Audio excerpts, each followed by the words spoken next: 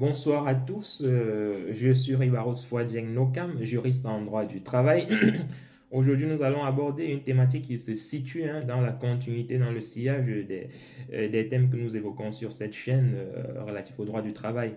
La thématique d'aujourd'hui porte essentiellement sur la convention de forfait annuel en jour. Alors, c'est quoi la convention de forfait annuel en jour? C'est une convention, n'est-ce pas, par laquelle le salarié s'engage, n'est-ce pas, à travailler dans le cadre, n'est-ce pas, d'une définition de sa durée de travail sur un certain nombre de jours sur l'année. Oui, globalement, voilà ce que c'est que la convention de forfait annuel en jour. Donc, cette possibilité doit être prévue par un accord de branche, voilà, par un accord de branche ou par un accord d'entreprise signé au sein de l'entreprise après des négociations avec les salariés.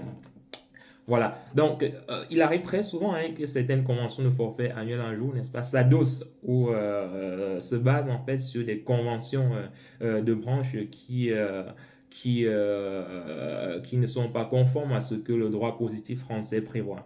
Alors dans ce cas-là, est-ce qu'il est possible d'annuler la convention de forfait annuel en jour signée entre les parties, c'est-à-dire entre l'employeur et le salarié?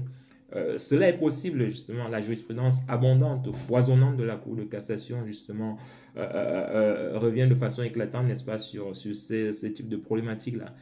Récemment, effectivement, la Cour de cassation a d'ailleurs rendu une décision sur cette question. Le salarié a saisi la Cour de cassation justement à saisir les juridictions compétentes, autant pour moi, à l'effet d'annuler la convention de forfait un jour qu'il avait signée avec son employeur au motif que voilà, cette convention ne respectait pas, on va dire, les minima, n'est-ce pas, en termes de charge de travail. Et donc, le salarié demandait derrière un rappel d'heures supplémentaires et en prime des indemnités, des dommages et intérêts, n'est-ce pas, pour un certain nombre de préjudices qu'il aurait subis.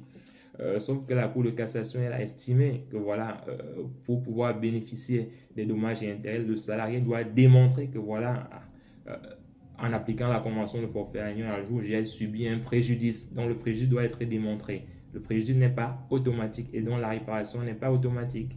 Donc, à chaque fois que vous souhaitez contester voilà, une convention de forfait annuel en jour et que vous réclamez derrière des indemnités, des dommages et intérêts, rassurez-vous qu'effectivement vous avez subi un préjudice, n'est-ce pas, du fait de l'application de cette convention de forfait annuel en jour là. Sinon, vous aurez au plus, tout au plus, on va dire, voilà, un rappel d'heures supplémentaires tel que le salarié l'a eu dans le cadre de la jurisprudence que je viens d'évoquer.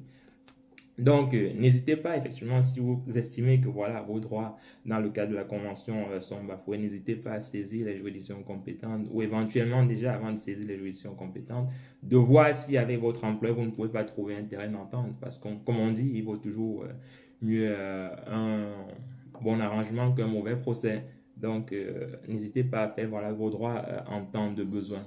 Bon, n'hésitez pas à commenter comme d'habitude et à vous abonner à notre chaîne pour que nous développions davantage des thématiques qui vous intéressent. Allez, bonne soirée à tous.